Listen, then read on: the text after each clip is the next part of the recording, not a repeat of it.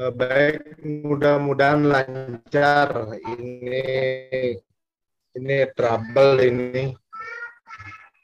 Sekali lagi saya mohon maaf, khususnya yang punya acara malam ini, Pak Prof. Ardike, atas trouble ini. Bukan semata-mata keinginan saya. Dan juga Bapak Ibu semuanya, saya lanjutkan saja terkait dengan mohon dilanjut ya, next ke tadi ke bagian latar belakang pendahuluan. Ini merupakan putus setelah kita mengetahui beberapa pelaksanaan sabung ayam yang mulai mengalami ketergeseran yang saya lihat khususnya di Bali. Jadi sebelum kita melangkah ke membahas terkait pergeseran, alangkah baiknya kita mengetahui bagaimana perkembangan pelaksanaan sabung ayam itu sejak zaman Bali kuno. Jadi seperti itu. Ada beberapa sumber di sini yang saya jadikan rujukan khusus untuk mengetahui bagaimana perkembangan tradisi sabung ayam tersebut. Nah, beranjak dari beberapa prasasti Bali kuno yang dapat saya ketahui, mungkin belum banyak juga yang tidak masuk karena semata-mata keterbatasan saya dalam hal ini. Jadi ini secara umum saja yang saya masukkan di sini. Yang pertama itu yang tertua adalah Prasasti Sukawana A1 berangkat tahun 804 Saka. Nah, di sana ada menyebut kata blindarah. Nah, kata blindarah ini kemungkinan terkait dengan pelaksanaan sabung ayam atau tabuh rah pada masa itu. Kemudian ada juga pada prasasti Trunyan A1 ada kata lage. Lage ini berarti lawan atau perkelahian. Nah, kemudian prasasti Semeran A1 ada disebutkan lagan saung. Nah, kalau lage itu berarti perkelahian, kalau saung itu menurut Kamus Zoetmulder berarti adu ayam. Nah, dari ketiga prasasti itu tentunya secara tidak secara langsung kita mengetahui apakah memang betul-betul sabung ayam itu sudah dilaksanakan pada masa itu. Nah, untuk itu prasasti yang menurut saya sangat nyata menyebutkan bahwa pelaksanaan sabung ayam yang sering disebut dengan tabuh rah di Bali itu tersebut pada prasasti Pura Abang A berangkat tahun 933 Saka. Pada lembar 5A baris 3 ada dikatakan muangyan pakarya-karya masanga juang wegile ye manangun maketlung makantang tlung parhatan itaninia dan pamuite dan pawatering nayak kesaksi. Nah, kurang lebih artinya jika ada pelaksanaan upacara khususnya pada Taur Kesange maka diwajibkan untuk mengadakan tabuh rah itu sebanyak 3 ronde atau 3 parhatan. Jadi seperti itu. Kemudian dari situ dipertegas lagi oleh prasasti Batuan yang berangkat tahun 944 Saka. Nah, di situ disebutkan maketlung marahatan tan panwitering naya kesaksi, artinya dilaksanakan sebanyak 3 tahapan, tidak perlu melapor kepada petugas nayaka saksi. Muang sawung tungur dan kenana paminte pameli, artinya tidak dikenakan pajak di situ jika hanya mengadakan sabung ayam sebanyak 3 parhatan atau tiga ronde. Jadi seperti itu. Nah, dari situ kita melihat bahwa memang pada masa Bali kuno berkisar abad ke-9 sampai 13 itu memang sudah dilaksanakan pelaksanaan sabung ayam itu, tetapi khusus dilakukan untuk sarana ritual atau untuk keperluan upacara, yaitu taur. Taur itu dalam artian karena berkaitan dengan darah, dia tabuhrah, yaitu pelaksanaan upacara yang biasa dilakukan di Bali hingga saat ini pada H-1 sebelum Hari Raya Nyepi, pas tepatnya pada bulan Mati bulan ke-9 di Penanggalan Bali. Jadi seperti itu. Nah, dari masa Bali kuno, kemudian pelaksanaan sabung ayam itu kita ketahui berkembang juga pada masa Bali Madya, yaitu pada masa kerajaan Majapahit, kita bilang. Jadi di situ terdapat beberapa lontar yang menjadikan rujukan yang memperkuat dari yang saya duga berkembang dari prasasti pada masa Bali kuno. Yang pertama, lontar-lontar yang menyebutkan terkait dengan pelaksanaan sabung ayam atau tabuhrah yang kita sering disebut di Bali, yaitu lontar Siwa Tatwa Purana. Di situ disebutkan muari tilemin kesange hulun magawe yoga kewenang wang ing madya magawe taur kasuangan dan hana peranging sate wenang nyepi sadina ike labian sangkala dasa bumi ya nora samangkana rug ikang wang ing madya pada. Nah, kurang lebih jika diterjemahkan artinya pada tilem ke-9 atau tilem ke-9 aku Dewa Siwa sedang beryoga. Berkewajibanlah manusia di bumi membuat persembahan masing-masing dan perang binatang atau adu ayam dan nyepi sehari setelahnya.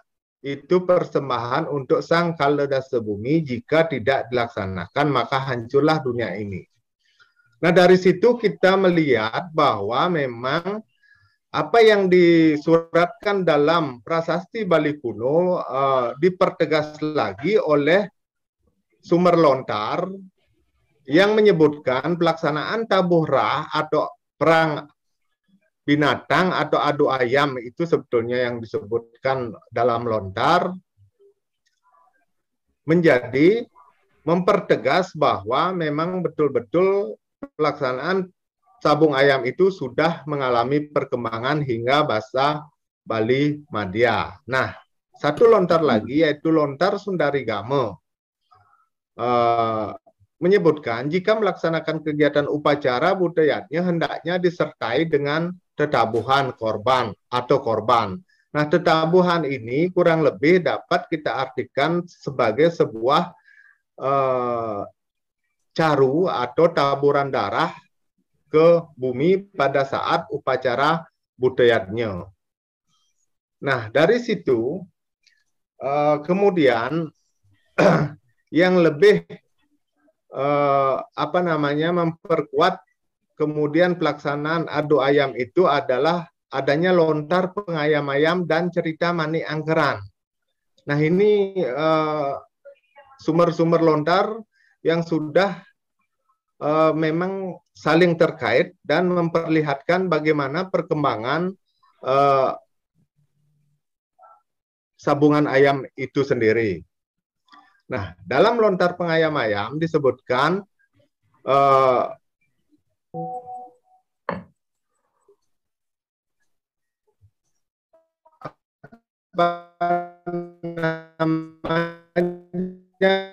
dalam lontar pengayam-ayam ini berisikan di dalamnya aturan terkait dengan sabung ayam. Harinya apa, kemudian apa. Kemudian ada satu hal lagi yang sangat menarik adalah cerita dari Mani Angkeran yang merupakan seorang putra dari Empu Sidimantre yang sangat senang sekali melakukan perjudian sabung ayam. Nah, itu berkembang pada masa Bali Tengahan dari sumber-sumber lontar, karena lontar itu saya mulai berkembang budaya penulis lontar itu semenjak budaya masuknya Majapahit ke Bali. Jadi sebelum itu memang prasasti-prasasti yang ditemukan itu berbahan dasar tembaga. Kemudian pada masa Majapahit sangat sedikit sekali prasasti yang terbuat dari tembaga yang menyiratkan tentang kedatangan Majapahit ke Bali. Nah, kemudian apa kaitannya lontar pengayam-ayam dan cerita Mani Angkeran, nanti kita bahas selanjutnya. Kemudian untuk selanjutnya tolong di next. Nah, pada zaman era kolonial hingga modern, pelaksanaan sabung ayam ini terus mulai berkembang dan sangat dinamis. Nah, satu contoh, pelaksanaan sabung ayam itu berkembang dari sakral, kemudian ada yang bersifat hiburan, kemudian ada yang bersifat judi terselubung atau tajen berkedok tabuh rah. Nah, ini merupakan sebuah fenomena yang sangat belum mendapatkan solusi hingga sekarang. Pada tahun 2000, di awal 2000-an pernah direncanakan terkait dengan pembuatan perda untuk mengatur pelaksanaan sabung ayam di Bali. Tetapi hingga saat ini perda itu belum terwujud. Jadi seperti itu. Bagaimana kuatnya tradisi sabung ayam itu yang ada di Bali, yang kita lihat perkembangannya dari masa Bali kuno, kemudian pada masa Bali Tengahan hingga pada masa modern. Nah, di situ kita akan melihat dari sumber-sumber prasasti, kita lihat pelaksanaan sabung ayam pada masa Bali kuno itu merupakan kegiatan yang legal dilakukan oleh masyarakat semasih itu memang dilaksanakan sebanyak tiga parhatan atau 3 saat sesuai dengan apa yang tertulis dalam prasasti atau anugerah raja pada saat itu. Jadi raja pun memberikan izin melakukan pelaksanaan sabung ayam itu. Nah, kemudian pada masa Bali Tengahan, pelaksanaan tersebut sudah mulai bergeser. Jadi pergeseran itu seperti apa? Nah, dari sumber-sumber lontar itu 1-2 lontar memang masih memegang teguh apa yang dilaksanakan pada masa Bali kuno, yaitu tradisi itu berlanjut hingga saat Bali Tengahan dan masih dilaksanakan secara ketat, artinya memenuhi aturan-aturan yang tertera dalam prasasti. Nah, tetapi perkembangan selanjutnya yang menyebabkan, yang menampakkan bahwa sabung ayam itu mulai mengalami pergeseran adalah adanya lontar pengayam ayam dan cerita Mani Angkeran. Nah, di sini lontar pengayam ayam itu adalah lontar yang berisikan tentang cecarcan ayam. Artinya ayam itu mempunyai hari-hari tertentu, jika dia adu pasti menang. Nah, itu sudah, kalau saya lihat itu memang tujuannya dibuat untuk pelaksanaan mencari kemenangan. Nah, tentunya kemenangan ini sudah berbau dengan judi. Nah, kemudian pergeseran itu, kemudian cerita Mani Angkeran memperkuat juga lontar pengayam-ayam itu. Nah, dalam pandangan masyarakat sekarang, pelaksanaan tabuh rah dan judi sabung ayam itu sangat rancu sekali. Nah, kemudian terkadang pada hari-hari tertentu pelaksanaan itu memang ditujukan untuk suatu kegiatan ritual di masyarakat, tetapi ujung-ujungnya dilebih-lebihkan. Jadi seperti itu, sebetulnya dilakukan itu hanya 3 set atau 3 ronde tanpa taruhan, tetapi setelah itu disertai dengan taruhan. Jadi seperti itu.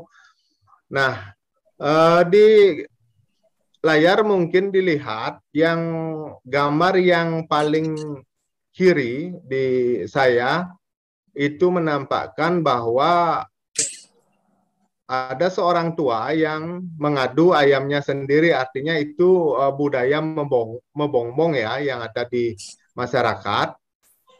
Itu saya kira masuk ke dalam pelaksanaan sabung ayam itu sebagai hiburan. Nah, kemudian dua foto. Foto paling tengah itu pelaksanaan sabung ayam yang pada 3 perhatan pertama itu memang terkait dengan pelaksanaan upacara atau ritual yang disebut dengan tabuh rah. Nah, tetapi lebih dari itu sudah berbau judi. Nah, ada pertaruhan di situ. Nah, jadi seperti itu. Kemudian foto yang paling kanan ini murni kegiatan sabung ayam yang dilakukan sembunyi-sembunyi oleh para bobotoh. Nah, jadi kalau kita melihat pada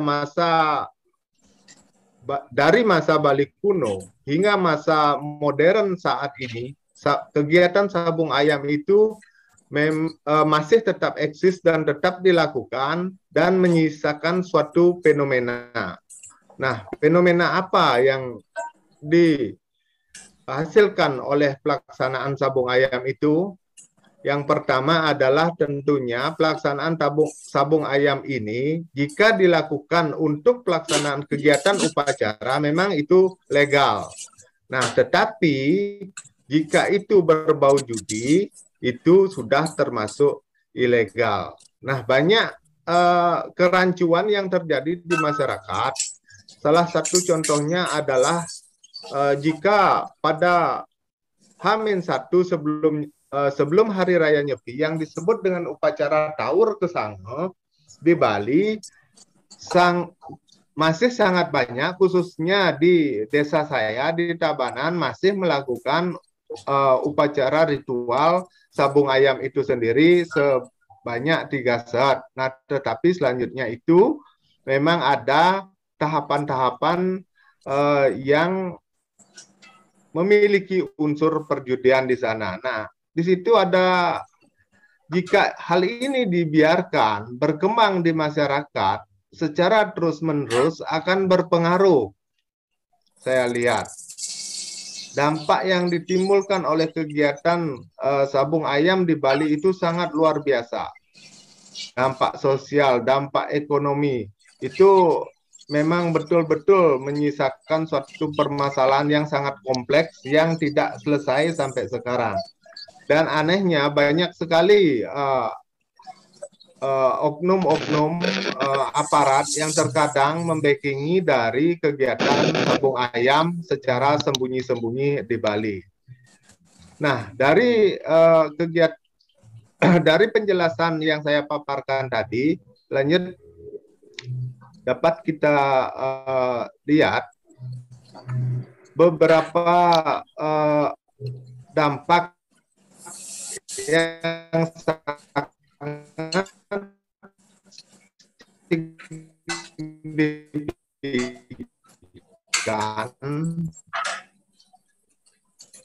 yang hingga saat ini menjadi kerancuan di masyarakat adalah makna atau arti dari kata tabuhrah itu sendiri.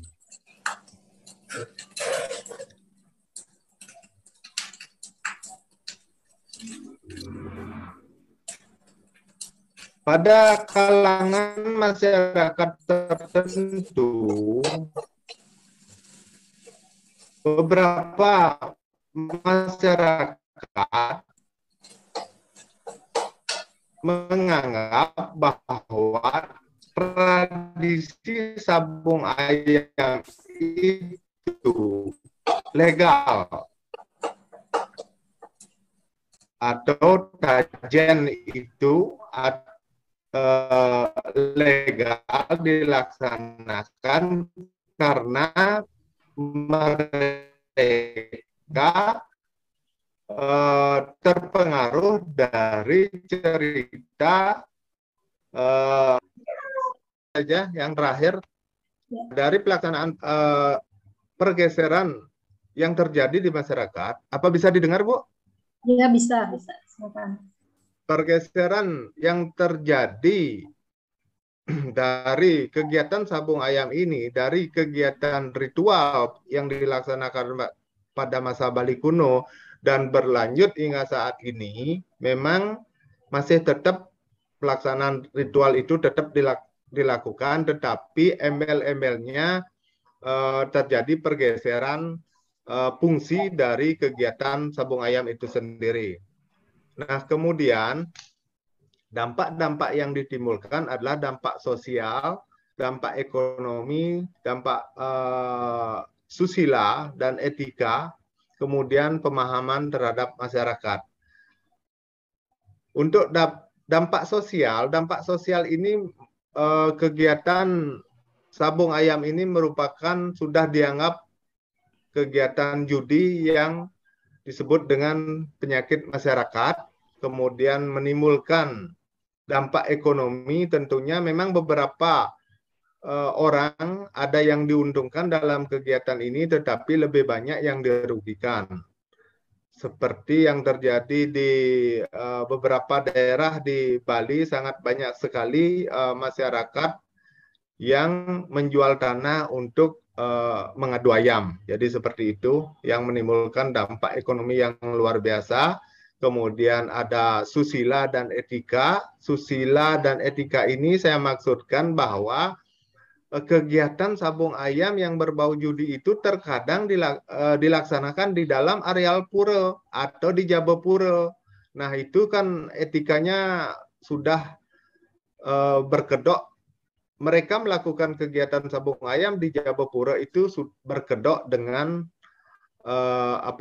tabuhrah, berkedok dengan ritual upacara. Jadi seperti itu. Jadi etikanya sudah terdegradasi di situ. Kemudian pemahaman masyarakat yang saya maksudkan di sini adalah bagaimana masyarakat Bali memahami makna tabuhrah dan tajen. Jadi seperti itu, terkadang kebanyakan masyarakat Bali menganggap pelaksanaan tajen itu merupakan sebuah tabuhrah. Jadi seperti itu. Nah, di sini digeneralisir semuanya.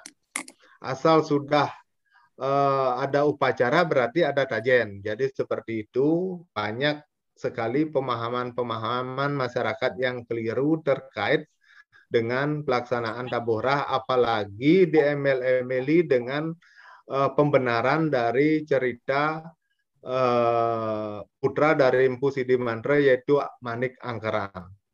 Nah, kemudian dari hal tersebut dapat saya simpulkan di sini ada suatu pendapat yang sudah saya sebutkan tadi. Menurut Durkheim menyebutkan sulit sekali membedakan mana yang murni agama dengan mana yang merupakan hasil interpretasi agama. hilangnya nilai-nilai sakral pada upacara tabuhra akibat bergeser menjadi tajen sangat sulit untuk dikemukakan. Jadi pemikiran masyarakat hanya terarah pada suatu pandangan yaitu tabuhra. Jadi itu sebetulnya dasar pikir yang saya katakan tadi, yang sabung ayam itu telah mengalami pergeseran dari fungsi ritual berubah menjadi judi dengan dalih tabuhrah. Jadi mungkin seperti itu, sangat banyak sekali saya rasa yang kurang dan tidak nyaman saya membawakan makalah ini karena terputus-putus akibat dari jaringan yang tidak bagus. Hanya itu yang dapat saya sampaikan dan saya mengharapkan sekali diskusi terkait dengan pelaksanaan tajen yang ada di Bali ini untuk dicarikan solusi di seperti apakan ke depannya. Jadi seperti itu. Mungkin itu hanya itu yang dapat saya sampaikan. Kurang lebihnya saya mohon maaf. Terima kasih.